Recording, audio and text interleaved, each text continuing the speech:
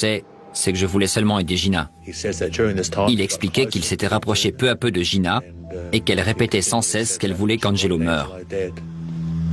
Ce qui est arrivé la nuit où Gina l'a fait venir dans sa caravane. De quoi avez-vous parlé avec Gina, vous vous souvenez? Elle voulait que je le tue ce soir-là. Vous êtes allé dans la caravane? Oui.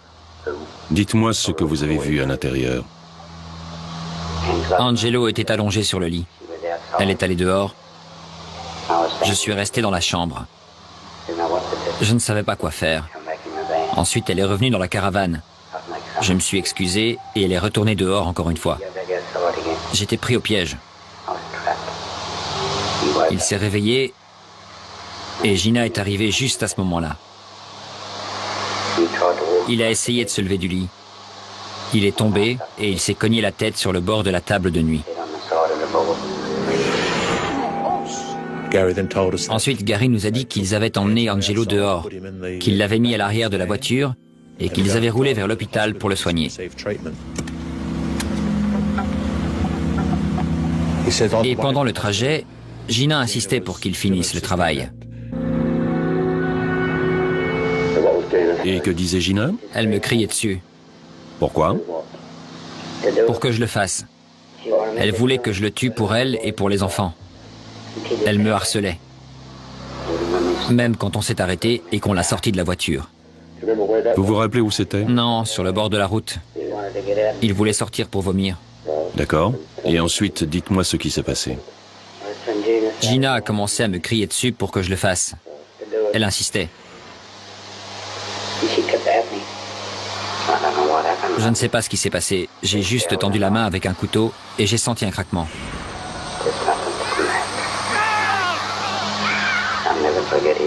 Je n'oublierai jamais sa voix. Il criait « Pourquoi tu me fais ça ?» Combien de fois vous l'avez poignardé?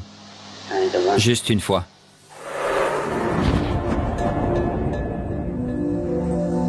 Il pense que c'est à ce moment-là qu'il a également coupé le bras de Gina. Gary raconte ensuite à la police qu'il a mis Angelo dans le coffre de la voiture et qu'il l'a transporté dans un endroit où il a ensuite traîné le corps dans les broussailles.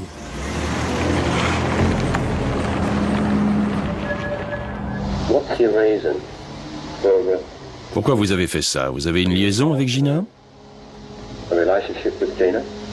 Non, Comment vous définiriez votre relation avec Gina? on est très bons amis. Rien de plus? C'est arrivé seulement une fois ou deux depuis toute cette histoire. Quoi donc? On a couché ensemble.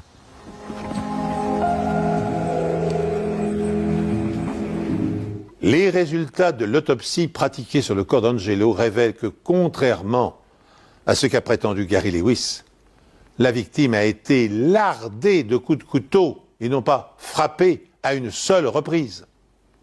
Cette information donne un tout autre éclairage sur le mode opératoire du meurtrier. D'après l'autopsie, 3 côtes ont été entaillées du côté gauche, ainsi qu'une partie du ventricule gauche du cœur. Ce qui est important, c'est que toutes les blessures étaient du côté gauche de la poitrine, et elles correspondaient à l'emplacement des marques de coups de couteau dans le t-shirt.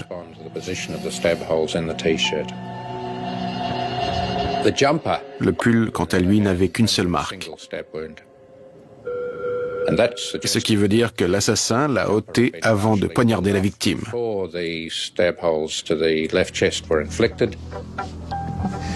Il est possible qu'il ait donné un ou plusieurs coups après la mort, peut-être après avoir déplacé le corps.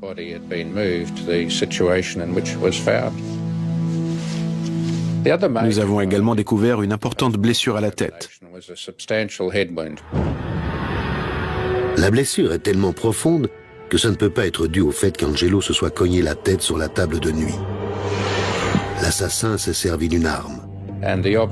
Pour avoir fait des dégâts comme ça, c'était certainement un marteau, mais un peu plus gros, comme une masse.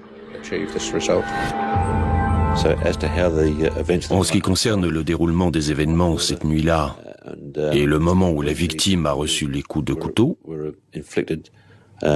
on peut seulement faire des spéculations. Je pense que Gary essayait de minimiser son rôle le plus possible dans cette affaire. Il y avait une part de vérité dans ce qu'il disait, mais à chaque fois, il essayait de diminuer sa part de responsabilité.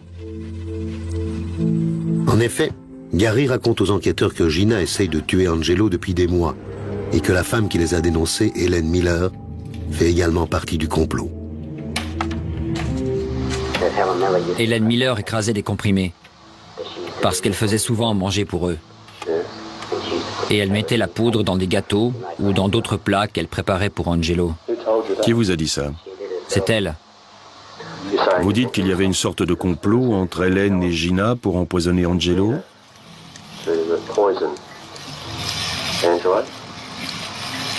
C'est tout ce que je peux en conclure, si elle mettait des médicaments dans sa nourriture. On est allé voir Helen et on lui a dit qu'elle était impliquée dans le meurtre. Elle a avoué qu'elle avait fait des choux à la crème, qu'elle avait écrasé 18 comprimés et qu'elle les avait mis dans 6 choux pour essayer de tuer Angelo. Mais la machination ne s'arrête pas là. Gary mentionne également la participation du fils d'Hélène, Adrian, dans les tentatives de meurtre contre Angelo. Son fils est allé à Melbourne une fois pour acheter de la drogue. La police interroge Adrian et il admet que c'est la vérité. Gina lui a donné 400 € pour le faire, mais une fois là-bas, il a décidé qu'il ne voulait plus être mêlé à ça. Ça allait trop loin pour lui. Il a décidé d'acheter les amphétamines. Ils en ont donné à Angelo, mais ça n'a pas vraiment eu d'effet sur lui. Je crois qu'il a juste eu un petit peu mal à la tête.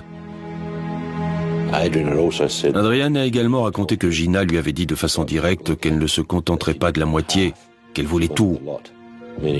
C'est-à-dire les maisons qu'ils avaient à Adélaïde et l'argent des assurances-vie d'Angelo. Hélène nous a aussi dit que Gina avait mis des médicaments dans le plat d'Angelo la nuit où il a été tué.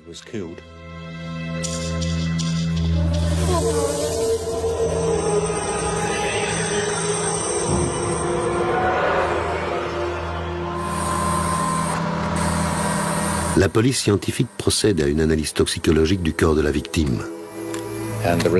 Les analyses ont révélé un faible taux d'un médicament appelé diazépam. Le diazépam est vendu sous différents noms, le plus connu étant le Valium.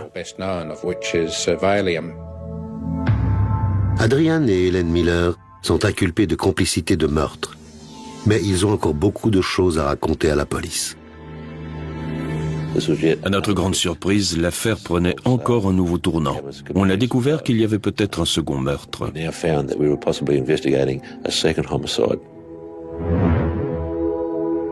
Lorsqu'Angelo Agostinelli disparaît, la police ne se doute absolument pas que 4 personnes sont impliquées dans son meurtre. On pensait que seulement 2 personnes étaient impliquées. Puis une 3e personne est arrivée et maintenant une 4e.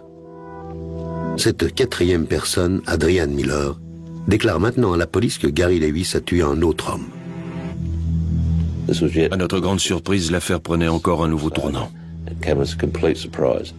D'après ses déclarations, un étranger surnommé Bluey passait en ville. Et Gina et Gary lui ont demandé de tuer Angelo contre 600 €.